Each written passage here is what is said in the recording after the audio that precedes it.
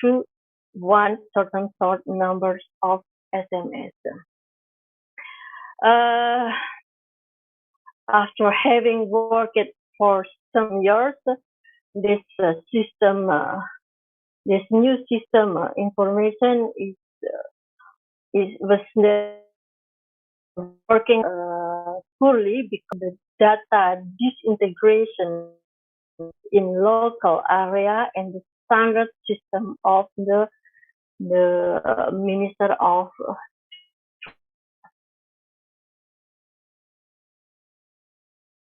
Market Information System, and also the network developed by the market organizer in the region. Mari two policies question. Whether develop with a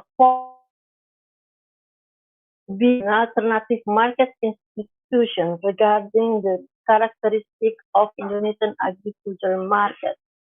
And the second one was focused on the auction theory to explain the transaction mechanism adopted in ICAM. That as I have explained it before, the novelty of this new market situation is the using of action mechanism for the price formation. And my research structure elaboration was based on an auction mechanism adopted in the market, because I have conducted my research under some economic theory to study this type of market. The first one is the information available to participants, and then the set of participants in this market, the seller and potential buyers, and the auction format that is in the first of two variables. A theoretical perspective, my research in the context of ICANN has been based on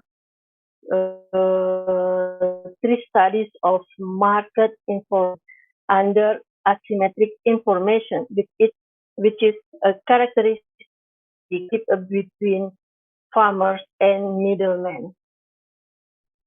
That's this is a situation that leads to an equal bargaining position between these two market agents. The problem of bargaining position is a major problem that to be solved through an auction mechanism. So, in this slide, I present you the results of an observation. So I can conclude all of the research of my research here. And despite the government willingness to provide a competitive market in adopting a competitive bidding by auction as the price mechanism market procedure, which is through the important element of strategy advantage for organizing the market. It includes the location of the market, scheduling, market season, membership management, and as the essential element, the adapted price mechanism or auction. Especially for the choice for action as price mechanism, it appears that there was no theoretical framework for justifying the choice. So this market did not serve yet as an attracting competitive alternative market. And owing to the fact the market failure of this type of government intervention mainly due to its practical implementation. In fact, this new market institution on the program of ICANN, or the project of ICANN was not the first model of government policy to intervene in the market at the intermediary level.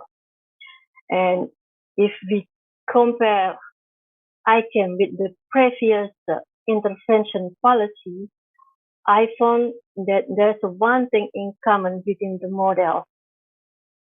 It were developed based on the government conviction on the inefficient intermediary market. Under this rationale, middlemen were to blame for harming market efficiency through exploiting the farmer or manipulating market price. So the government perception about the government negative perception about the role of middlemen seems to be different if we compare it for several interventions. Maybe we can see prior to the political reform in 1999, the government intervention was characterized by direct state participation in the marketing chains for certain strategic products or commodities. Some examples of the establishment of Bullock as state agent on the marketing rice and sugar, and BPPC on cloth, where the government placed an obligation on producer to sell to this state agent.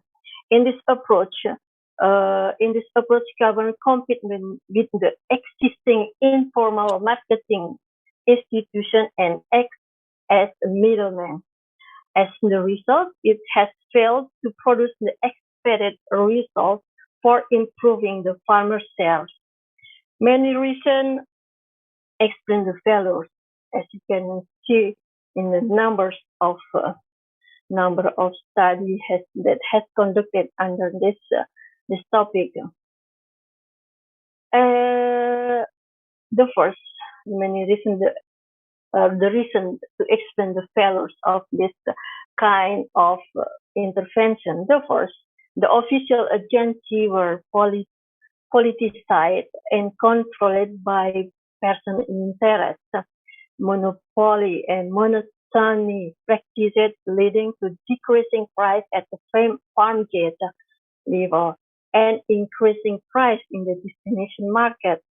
Thus, rather than exploited by middlemen, in this case, farmers were more exploited by the government agencies. And the second reason is the government made a wrong assumption relating to the inefficient traditional distribution channel. Considering the market situation with the lack of capital and lack on market information, the role of middleman is important for coordinating markets and at the same time providing an efficient market function for the farmers. Thus, there were no reason to assume that traditional channel not efficient. And the last reason is related to the cultural engagedness on the exchange relationship. The strong social linkages between farmer and middleman create a long-term business relationship. As the result, farmer producer loss of confidence in the formal structure of the state and still prefers the informal mechanism. This fact has been well studied by several researchers, and I also confirmed it with the results of my interviews with my farmer producers. In contrast, the intervention approach used by government has changed in the case of ICANN. As market reform strategy, The government facilitates pricing in a centralized market institution. In this model, the Indonesian government seems having learned from the failures of previous state intervention. The government provides an alternative market instead of penetrating directly within the channel. This alternative market provides a competitive market in adopting competitive bidding or an auction as the price mechanism. By establishing this icon that I have said, government expected to encourage the competition among the middlemen that results fair prices for farmers. The question is then whether the actual middleman market is not competitive. And my field observation indicates, however, that the competition among middlemen is quite high despite the individual transaction practices. The outcome of bad type of government intervention show us how the government conception of an inefficient market due to middleman practices is not relevant to it did not represent in the real market problem. So besides that, the formal structure provided by the government to compete with the informal practices of market agents is still not an option for small producers. This this assumption is confirmed by my study on the farmer willingness to participate in this kind of formal market institution, and as the result, I can conclude by this slide. There is two main variables which determine the farmer decision to participate in a formal market institution. Even though the sample farmers and the small-scale farmers who are most likely to practice the subsistence mode of production, that does not necessarily mean that they are not rational in terms of responding to the market opportunities. Farmers are creative, rational people who are capable of calculating profit and loss, and if they have the opportunities, they want to have access to the market. One simple explanation of their unwillingness to adopt an organization or institution is due to the fact that they are insufficiently informed about consequences of their action or the institution in which they would be involved. And as you can see here, another variable that determines the willingness to participate is the means of production of farmers, especially in landholding. It can obviously be explained by the size of their business and the fact that they would take into account any offer that would make their business more effective. A rational farmer will only participate in mechanisms in which it does not incur any additional costs, such as transportation costs, tourist method, etc. And an additional explication relating to resistant behavior can be obtained from the perspective on habit and fast that is referred by Jackson, which have been assessed using the theory and reasoning of Edgman and Wispin. This theory mentions the perceived usefulness of a new mechanism, including relative advantage, complexity, compatibility, application, and risks that may influence a nation's decision. Since farming is associated with tradition and networks, farmer will always stand with 2 minutes left. how many? 2 minutes left. 2 minutes left. Yeah. Since farmers is associated, okay, thank you. Since farming is associated with tradition network, farmers will always tend to resist any new system which will expose them to any degree of uncertainty. Okay, I will keep some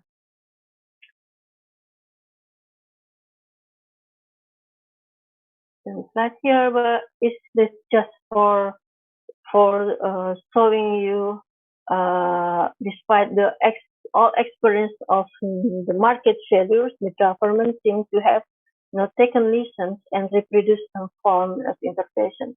So I will go to the second question of the second type of intervention in especially on the question on how the technology intervention that triggered by the current acceleration of digital transformation has an impact of the existing intermediary practices.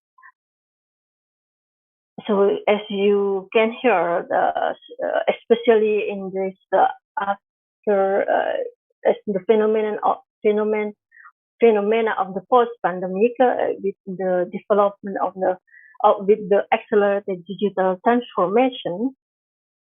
With this phenomena, we can also observe the emergence of the new type of network-based entities, new market agents, and in the agricultural sector, this newly established business, as known by the term as startup agritech, has emerged in this new economy based on the technology information. And according to the Indonesian Agritech report on 2020, the agritech startup in Indonesia can be grouped into 4 broad categories, but most of them focus on e-commerce as their main activity and source revenue. So, the emergence of this new type of intermediary agent is one of the effects of the change in the market environment triggered by digital technology. As you can see here, there's many applications on web-based who propose the some services that ensured by middlemen, physical middlemen. And as the market has evaluated and the market has a chance, as our market today is dominated by on-demand economic, this new type of middleman has also adapt in this new market situation, a new market of environment.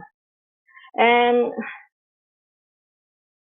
this here, the new market environment determined by development of information infrastructure has led to many predict that one effect of the electronic market will be the bypassing of intermediaries. Bypassing of the intermediaries in the physical market. This process known by the term of disintermediation. The ability of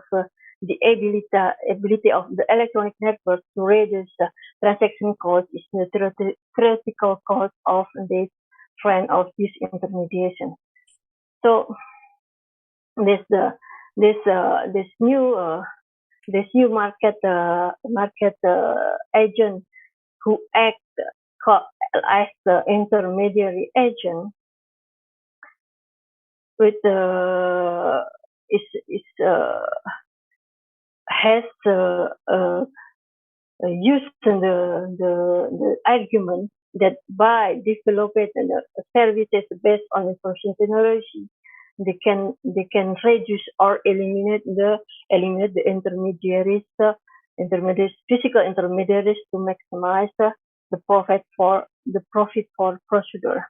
One fundamental question, therefore, is what to extent the producer organization will take advantage of direct electronic link to the customer, and whether in this process intermediaries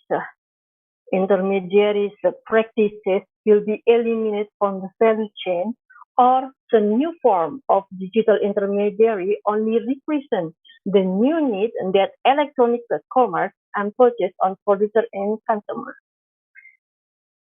Just Apologize to I the want to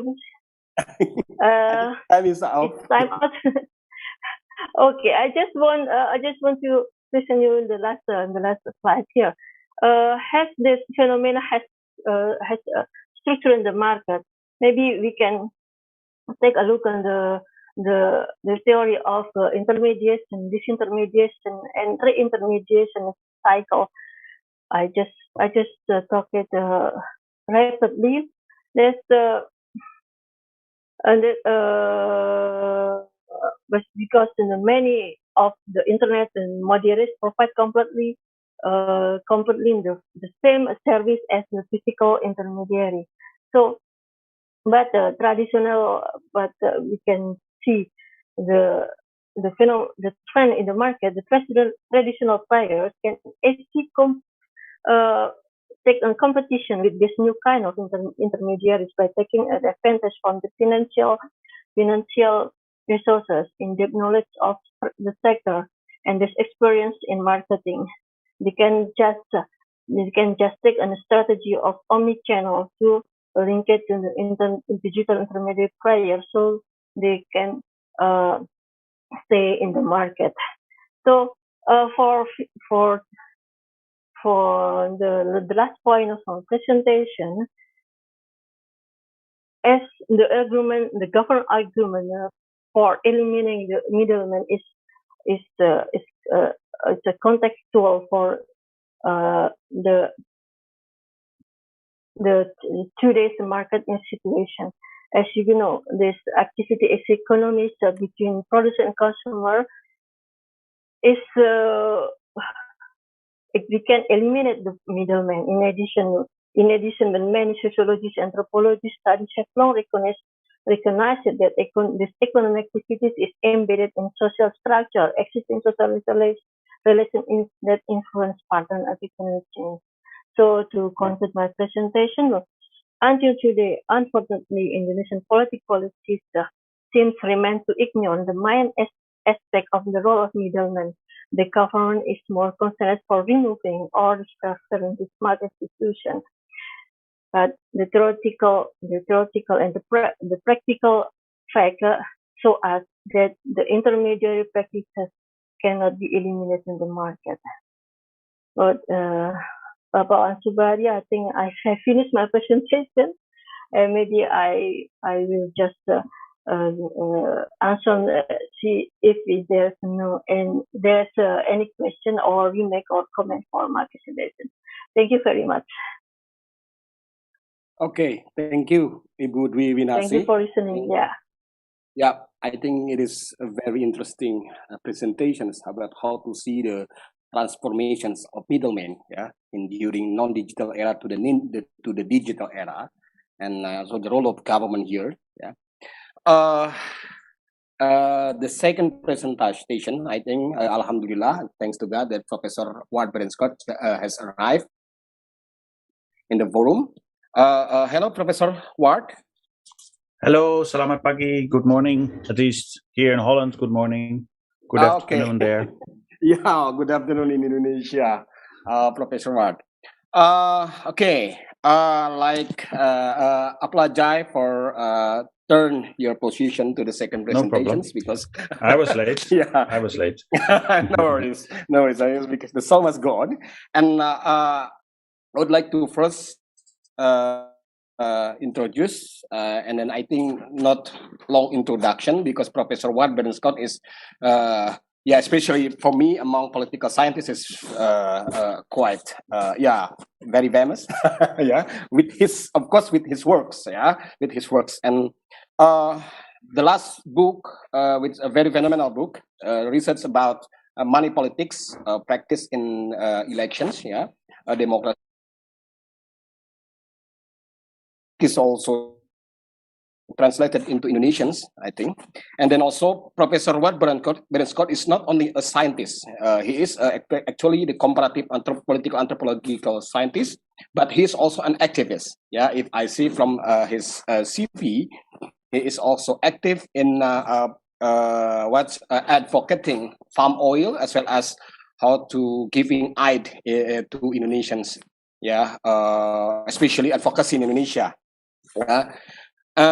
Professor Warburton Scott will present about the informality trap, or the I call it in my PhD thesis. It is as informal politics, yeah, and it is quite similar, yeah. That how the role of the beyond the formal rules or the formal practices, indeed, informality or practices in neo-institutionalism drive Indonesian's democracy, Indonesian politics, Indonesian local politics, even Indonesian village politics.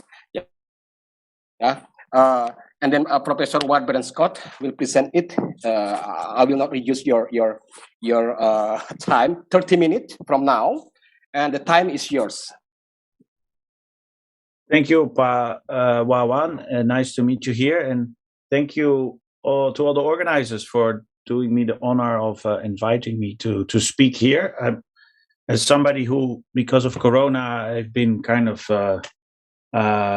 forced to stay in the Netherlands, I'm very happy to be able to meet you here now, and to have this chance to meet students from Universitas Brawijaya and staff and even some old friends. So, and nice to meet Ibu Dwi also here. So thank you for giving me also this occasion.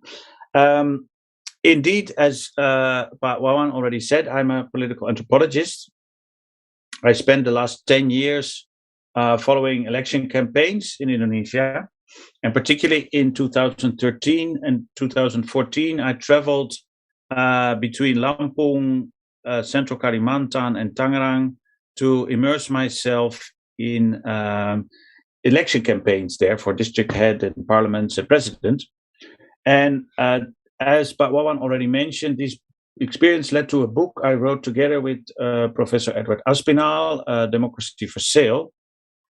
And today I want to reflect a little bit on this experience and discuss one conclusion of the research that I did not fully reach or formulate in that book yet, which is a bit of a stark one, also meant for you to, well, maybe to disagree or to discuss with me. And that conclusion is that democracy as it's practiced currently today in Indonesia has not been very conducive to good governance. Democracy has not been conducive to building a better government. It has not been conducive to tackling corruption, nor to strengthening the rule of law, and nor is democracy at present very conducive to fostering equality and social justice. In fact, you could argue that Indonesian democracy is even facilitating environmental destruction, such as deforestation, pollution, and flooding. And what's more, and why this is an important issue, that this tendency of democracy to undermine governance is not due to the selfishness or silliness or lack of skills of politicians, even if there's also some of that. No, the issue is here that the key ingredient of democracy, elections, that is undermining the quality of governance. And to be clear what I mean with governance here, I mean it simply in a very narrow term, is the capacity of the state to implement rules and regulations. Whatever the rules or regulations will be, we're talking here about that governance is undermining the capacity of the state to implement the rules and regulations that it's set. Now, with such an argument and my concerns about democracy, just to make clear that this is not a lecture promoting authoritarianism, and this is also not a lecture about nostalgia about Suharto's New Order. Rather, I think democracy as a system of government is still the best guarantee of our personal welfare and freedom and justice. But it's precisely because we like democracy and we prefer democracy over other systems of government, we need to think about the downsides. We need to think about the disadvantages that elections bring, and we need to find ways to minimize these advantages. And that is the goal of my lecture here today. And Pak Wawan, please keep me on time. So you don't have to follow Indonesian news very carefully to see that there are very regular news items about politicians getting involved in corruption cases. And you will be well aware that the issues that will reach the newspaper are likely the top of the iceberg, because those are the ones that happen to get caught. So this observation raises the question, what is it about Indonesian democracy that all these politicians violate the law and you might say steal money from the state? Are they so greedy, or is there something else going on? Another indication that there's a problem with governance related to democracy comes when we look at governance indicators. You know, there are these statisticians that collect indicators of the capacity of states to implement its rules and regulations, and here you have 3 of those. And this is put together by something called the World Governance Indicators. They do that for all countries. And here you see a basic conclusion that it's not improving. It's not going down either. But the regulatory capacity of the state, rule of law, is basically stagnant. And when it comes to control of corruption, it seemed to be on an upward trend, but recent years seem to have reversed that trend, and we are now back at levels of corruption that we were at 2007. And this goes against the face of theory. A common way of defending democracy is through what is called the principal-agent model. And the idea is here that you get good governance by empowering the principal. That means us, citizens or voters. You give them power because of elections that are open, and you inform the voters so that they can then hold their politicians and government, which are their agents, accountable. If they don't work well, you vote them out, they are punished. If they work well, they get rewarded with votes. So the idea is, and that's why democracy is supposed to strengthen governance, that it strengthens the principles to control their agents. So it strengthens citizens to control the government. And this is a common way of thinking that you can see in many reports, but also very many initiatives of donor organizations or governments to strengthen civil society, to promote transparency, to strengthen democratic accountability. But somehow there are reasons that there's something wrong with this model. And I want to talk about that and propose an alternative model. Just to get us started as an illustration for this, let me take you to one election campaign where I happened to be visiting. This was in 2015 by a contest at that time between Subianto Sabran on the one hand and Willy Joseph on the other, which in the end was won by Subianto Sabran. He's still governor of Central Kalimantan. Why I was interested at that time in the campaign was that this happened at the time when there was this major forest haze enveloping the whole of Indonesia, but particularly Central Kalimantan. You might remember that there were all these forest fires. And the issue here was that, of course, politicians blamed farmers, individual farmers, for setting forest on fire. But on the ground, people knew that these were practices that they were doing for centuries, and it never caused this kind of haze. And people were saying this must have something to do with the fact that palm oil companies are draining peatlands, making it dry, so that it more easily catches fire. At the same time, these elections were taking place at the period when there were a lot of land conflicts between rural communities and also palm oil companies. And that was a topic I was working on. So I was interested to see whether these two problems, the forest fires and the land conflicts, were part of the election campaigns, and what kind of solutions did the politicians propose. I end up finding that it was not at all a topic of the election campaign. There was no real discussion of solving the forest fires, apart from providing immediate aid and helping with the healthcare of the people who got sick.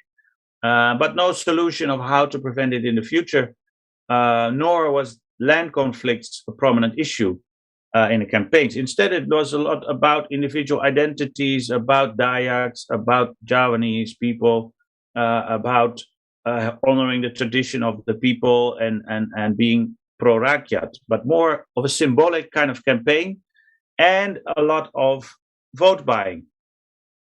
Serangan Fajar, which, as my colleague Burhan Muhtadis showed using survey research, it's a practice that has become very common, and it seems increasingly common in Indonesia, that voters increasingly also expect candidates to hand out money. And during this particular campaign in Central Kalimantan, this arose to about 200,000 rupiahs per kakak, per family, which in the total province amounted to quite a lot of money. And you see here, this is again Burhan Muhtadi's research, that Indonesia ranks among the countries in the world where vote buying seems to be the most common practice. Very that relevant, and how does that relate to my earlier problem about this principal agent thing? The problem with the principal agent model is that it assumes that there are principals, voters like us, that want and that can hold politicians accountable if they have the power. The problem is, in a context in which elections like those in Central Kalimantan took place, there are no such principles that will reward politicians for their good policies and their policy making.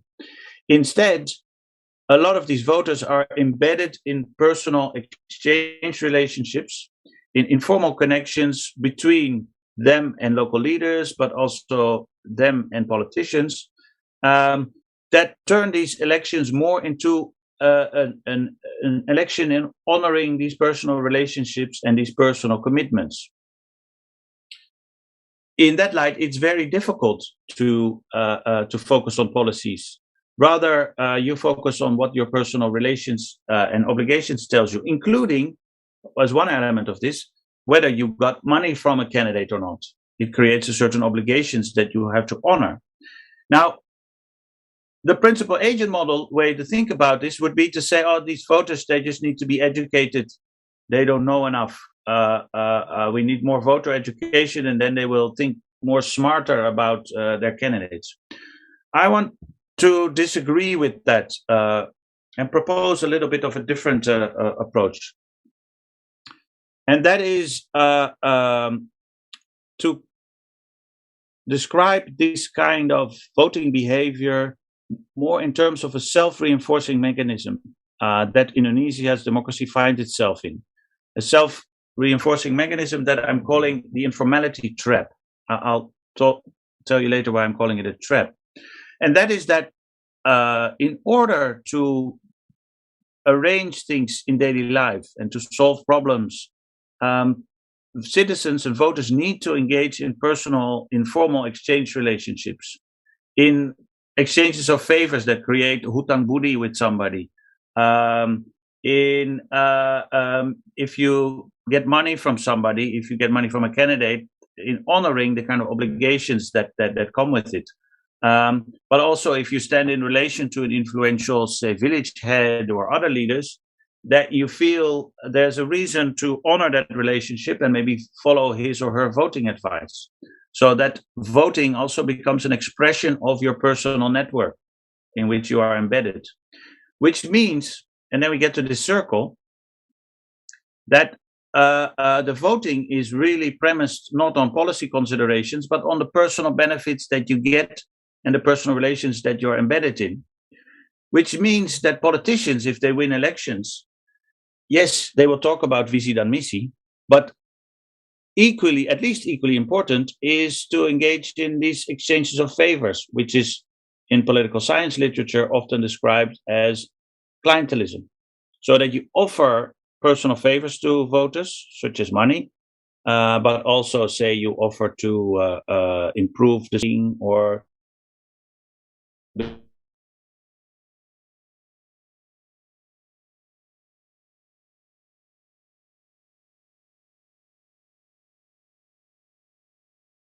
and as a result of this, and this is why we're calling it a trap, if we continue with the circle, the behavior of politicians undermines the capacity of the state to implement rules and regulations.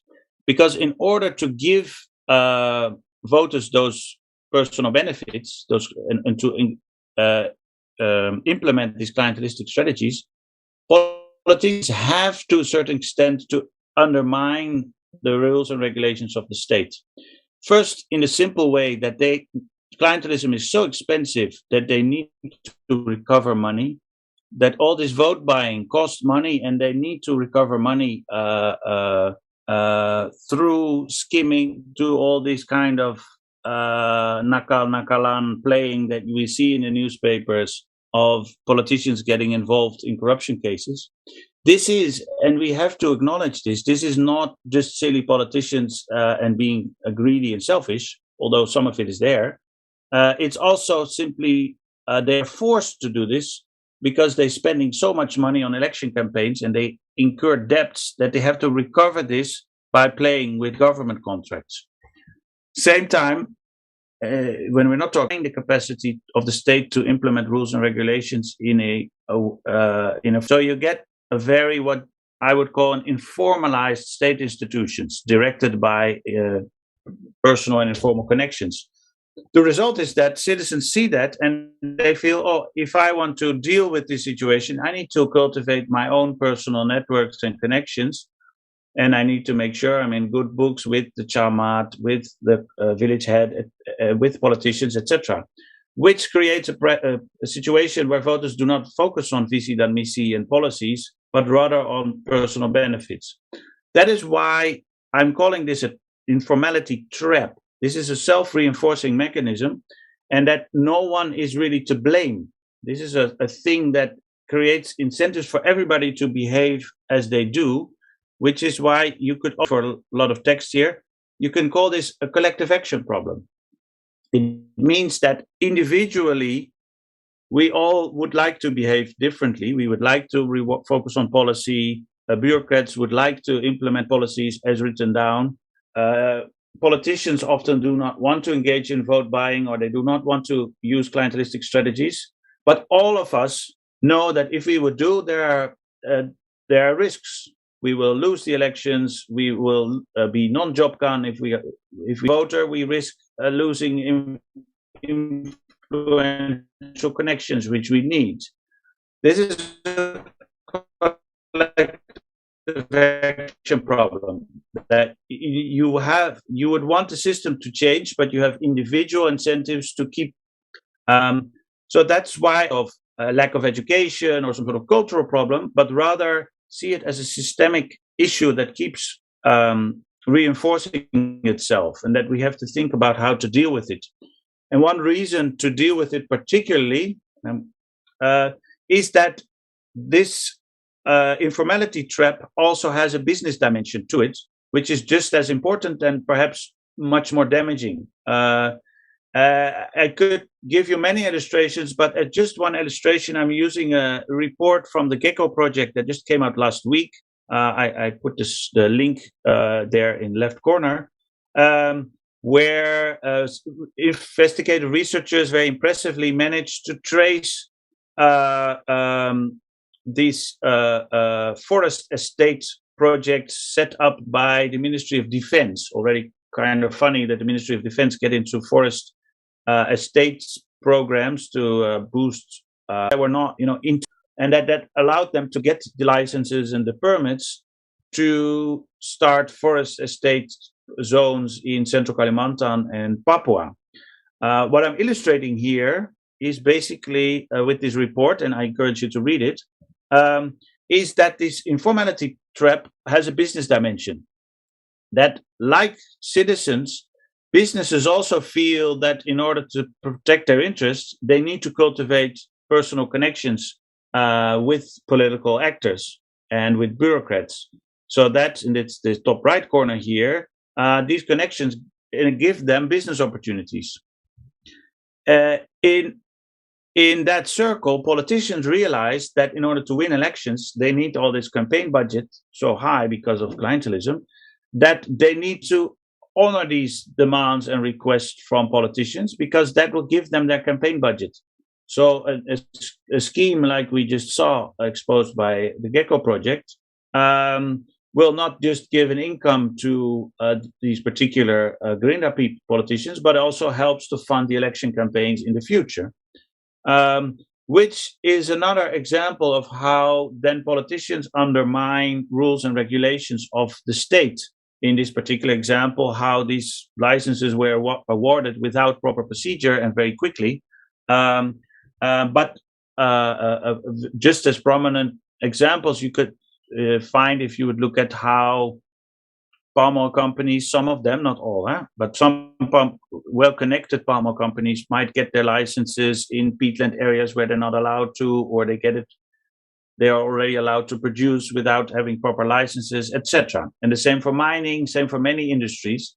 The point here being that political connections allow businesses to circumvent rules and regulations, and that this practice is associated with the cost of election campaigns, because this forces politicians to honor the wishes and demands of business actors.